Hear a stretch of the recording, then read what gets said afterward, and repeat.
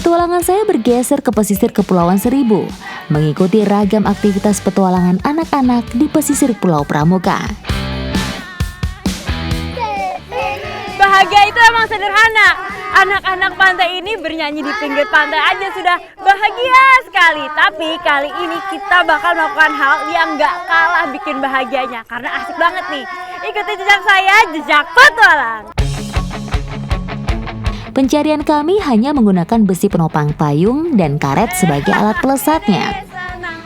Anak-anak Pulau Pramuka sangat handal menggunakan teknik seperti ini.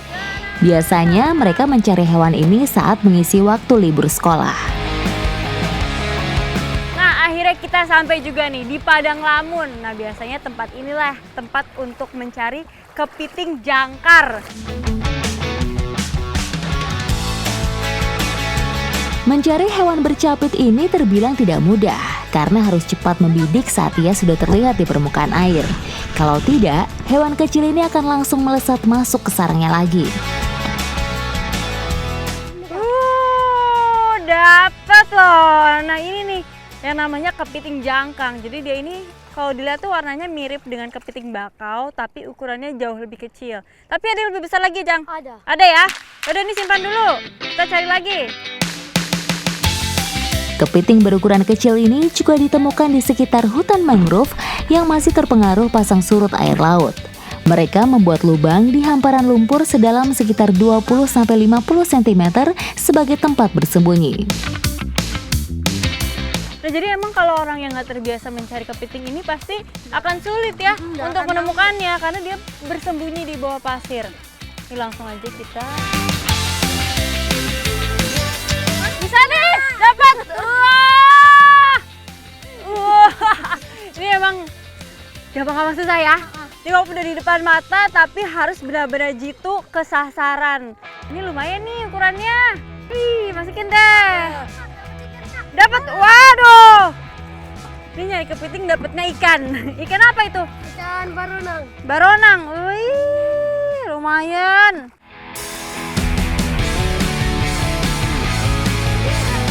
Dapat. Wih, banyak ya ternyata di sini. Jadi emang kalau kepiting ini bukanlah pencarian utama, utamanya itu ikan. Tapi ini juga sering dicari karena rasanya yang enak. Jadi untuk sekali-sekali untuk kudapan dan juga untuk lauk ya.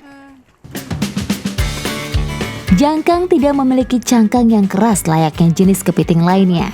Bahkan bisa disebut jika kepiting ini adalah kepiting kriuk atau kepiting tanpa cangkang dan dagingnya sangat sedikit.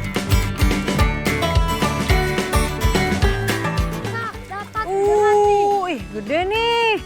Ini udah paling maksimal nih sebesar ini. Nah, jadi inilah ukuran maksimal dari kepiting jangkang. Jadi kalau dibandingin dengan kepiting-kepiting lain, apalagi kepiting yang dijual di pasaran, ini jauh lebih kecil.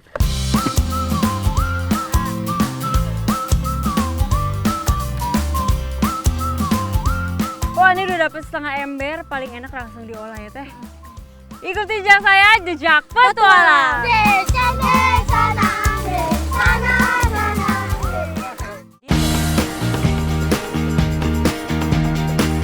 Biasanya kepiting ini diolah menjadi makanan seperti dipepes maupun dibuat botok kepiting. Kepiting yang sudah kita tangkap akan kita masak menjadi kepiting bumbu kuning ya, Bu? Kuning, betul. Mantap. Nah, tapi sebelum kita olah, ini mau kita rebus dulu nih supaya bau amisnya hilang.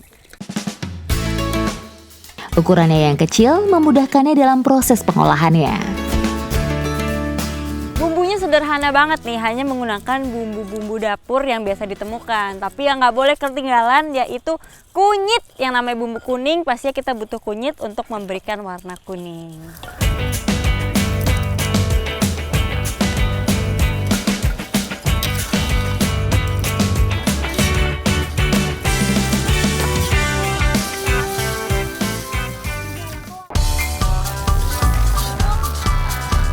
Ini belum bumbunya udah harum banget nih. Kita langsung aja masukin kepitingnya.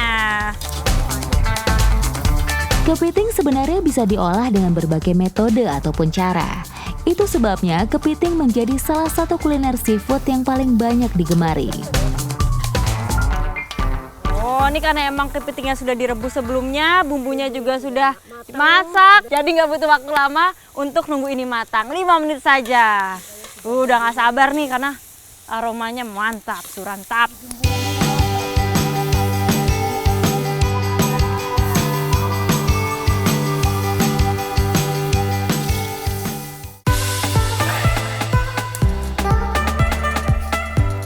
Ayo makan.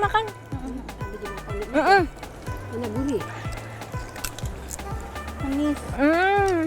Ini teksturnya lembut, bumbunya juga meresap, bener-bener kerasa semua bumbunya ya Bu. Ditambah dengan adanya jahe itu jadi harum.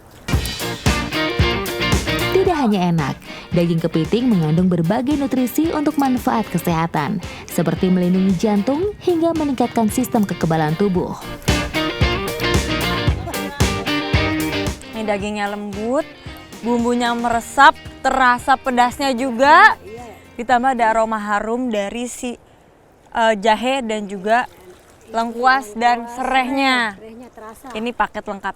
Enak Pol, mantap surantap. Ikuti jejak saya, jejak petualang.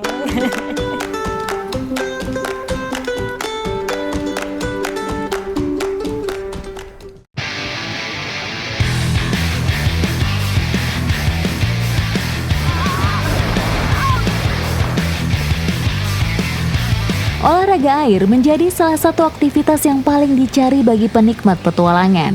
Banyak ragam jenis olahraga air yang bisa memenuhi kepuasan memacu adrenalin. Riverboarding salah satunya. Sudah sampai Cikoneng, nggak lengkap dong kalau saya nggak menguji adrenalin saya dengan salah satu olahraga ekstrim favorit di sini. Ikuti jejak saya, jejak petualang. Riverboarding yang dilakukan di sungai beraliran air deras dan memiliki jeram. Yang terpenting dalam olahraga ini adalah keberanian, tapi nggak kalah penting juga nih, kekuatan dan juga keseimbangan.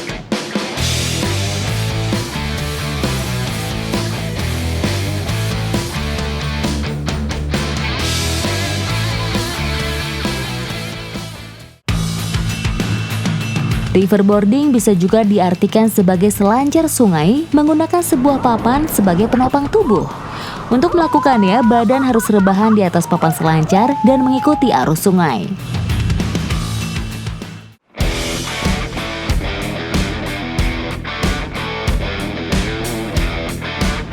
Untuk mengikuti olahraga air ini harus bisa berenang dan juga terbiasa dengan aliran air deras. Perlengkapan yang digunakan wajib full safety seperti pelampung, wetsuit, sepatu, dan fin untuk memudahkan menggerakkan dan menahan derasnya air. Nanti namanya extreme sport, udah pasti banget nomor satu itu adalah safety. Jadi penting banget kita pakai outfit dan juga kelengkapan keselamatan yang tepat. Menyeimbangkan tubuh di atas papan selancar dan tidak terjatuh terbawa arus sungai menjadi tantangannya. Meski mengikuti aliran sungai, tetap harus mengarahkan papan supaya meminimalisir benturan dengan batu-batu yang ada di sepanjang jalur. Jadi emang semakin deras jeramnya akan semakin seru permainan ini, tapi tetap kita harus ikutin kata instruktur. Kalau kita nggak mau kenapa-napa, karena kalau kita bisa salah, yang ada kita bisa kepetok-petok batu.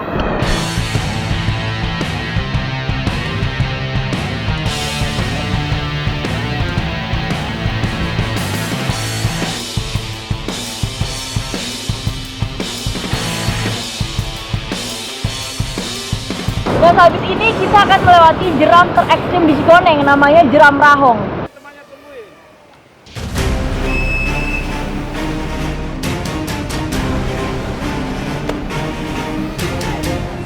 Di tengah petualangan kami ada saja hal yang tak terduga. Salah satu anggota kami mengalami kram kaki. Inilah pentingnya pemanasan sebelum memulai olahraga apapun. Kenapa ini? Kenapa Kang? Kram. Ini bisa diatasi Kang? Bisa. Ini biasanya kenapa nih Kang? Bisa sampai kram begini? Kalau terlalu memaksakan udah harus capek, terlalu memaksakan yakinnya tegang. Makanya kita harus kontrol diri kita, kalau udah capek udah istirahat aja. Nah inilah kenapa kalau main riverboard nggak boleh sendirian. Paling nggak harus ada 2 orang pro yang menemani. Karena kalau sampai ada kejadian seperti ini, harus ada orang yang bisa merescue. Kalau sendiri itu sangat berbahaya.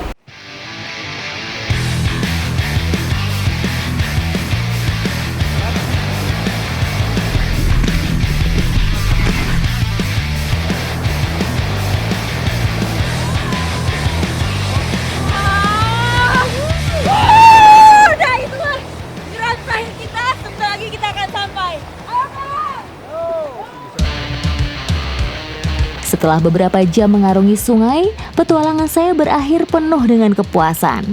Mencoba salah satu olahraga yang kini sedang digemari. Akhirnya kita sampai juga di finish line. Puas banget saya main riverboard di Sungai Cikoneng ini. Thank you banget Mas, sudah diajakin. Ikut jejak saya, jejak pahlawan.